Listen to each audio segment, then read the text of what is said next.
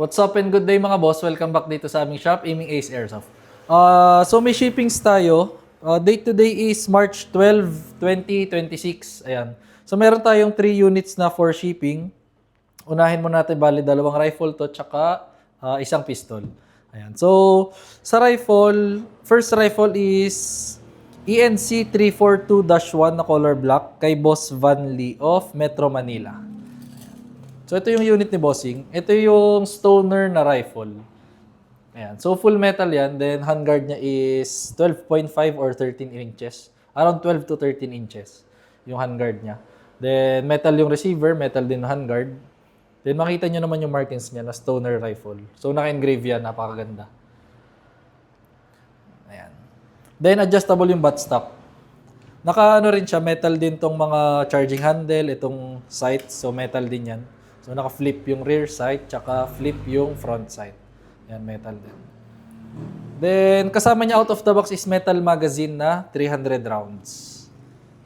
Ayan. Napakaganda ng handguard nito. Sa mga gusto yung mga malilinis silang tingnan. Ayan. Then, kabilang side, pakita ko na rin sa inyo. So, ito yung kabilang side. Selector niya is ito. So, merong safe, then semi, and full auto. So, try natin yung semi muna.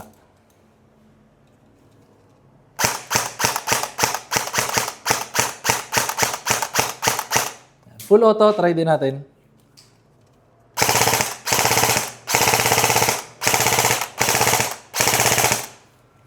Yan. Ito yung ENC 342-1 na black. So guys, nga pala, ang rifle natin, lahat ng rifles natin is electric. Then, may kasama na siyang LiPo battery and charger out of the box. So, LiPo battery yung kasama niya. So, pag mag-upgrade kayo ng internals ng unit, kayang-kaya din niya. Ayan. So, proceed tayo sa next unit. Next unit is ENC 620WB kay Boss Jacqueline of Bulacan. Ayan. Ito naman yung unit ni Bossing. So, handguard niya is around 12 to 13 inches din. Then, metal receiver, metal din yung handguard. Magazine is, naka-metal magazine din siya na 300 rounds. So, ito yung color bronze. Adjustable din itong buttstock. So, yung handguard niya is quad rail. Ito yung kanina M-lock. Ito naman is quad rail. Pag maglalagay kayo ng attachment, so parehas naman siyang madaling lagyan attachments. Basta M-lock and quad rail.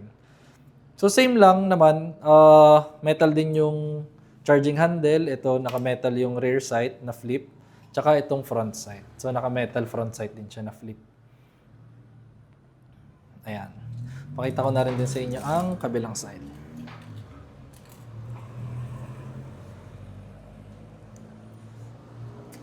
Pakita ko lang din sa inyo itong markings niya.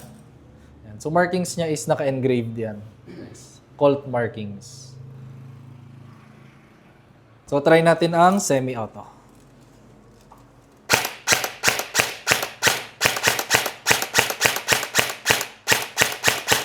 Full auto naman, try din natin.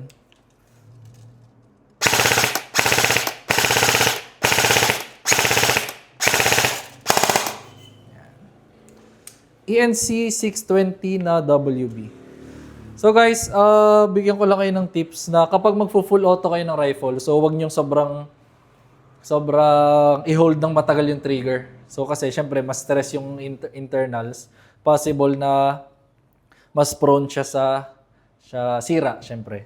Ayan. So ingatan lang din natin ang paggamit. And then proceed tayo dito sa last unit natin. Ito, second unit na agad to ni Bossing. So kadadating lang na order niya. Pagkadating, umorder na ulit siya ng panibago. Ayan. Double Bell 304B kay Boss Ahmed of Benguet. So 304B, ito naman yung John Wick 4 na Sun Viper. Ayan. So full metal din yan. Metal yung slide. Metal din tong lower frame. Naka-metal na magwell siya. So guys, nasa budget meal na folder lang natin to. Ito yung Sun Viper. Ayan. Ito yung markings niya. Double bell, may kasama na siyang gun case. So, try natin.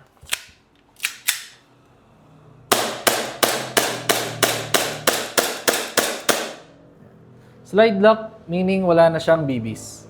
So, kapag ganyan, release magazine, then release the slide, rest the hammer by pressing the trigger. So, ayun lang naman mga bossing. Process na rin namin itong shippings nyo. And if may inquiries kayo, message lang kayo sa aming page, Aiming Ace by CJO. Thank you!